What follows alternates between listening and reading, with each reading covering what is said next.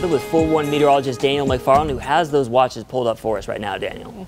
Yeah, Robbie, so we have two different ones. Red flag warning has a lot to do with how dry it is. If you go on outside, you certainly felt it over the weekend, didn't you? Absolutely. It was something you felt this weekend. And then today, really going to want to be prepared. A hat, sunglasses, really necessary for today. Yeah, definitely, because you are going to have some dust blowing around out there because of how dry it is. You're going to see some stronger winds, too. And we are going to be seeing that red flag warning lasting until 8 p.m. Whenever you start to get to the overnight hours, humidity rises just because your temperature is dropping.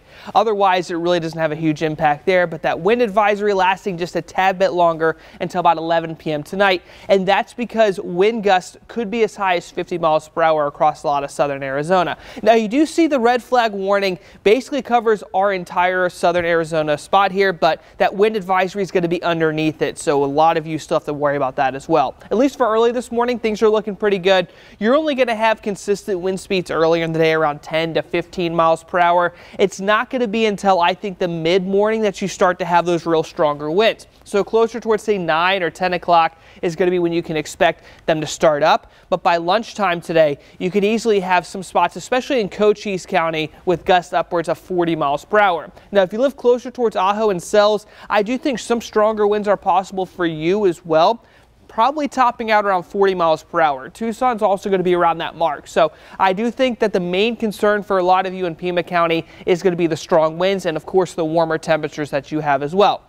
Now, even as we get into the overnight hours here, you're still going to have some stronger winds across a lot of the area, potentially as high as 25 to 30, but this is going to be after the wind advisory has expired. It's still going to be breezy throughout much of the day tomorrow, but I don't think we're going to have those same kind of warnings in place. But I go ahead and prepare for both tomorrow and today about the same. And on both of those days, I do think some blowing dust is going to be possible, mostly for those of you that live closer towards the border with New Mexico. Spots like Safford, Wilcox, Bisbee, and over towards the east is where I think that's most likely going to be happening. Now, something else is that temperature is still going to be on the warmer side for today. Now, I did mention that today and tomorrow are going to be similar, just not really in the way with temperatures. In fact, because you're going to be reaching 81 today for a high, I do think it's going to be much cooler for your Tuesday, only stopping at around 62 degrees. It's going to be breezy for a lot of Tucson as well. That will be dying down by Wednesday as that wind shift eventually moves on in, and we will be right back to 80 degrees by Thursday. So if you enjoy these warm temperatures, don't worry,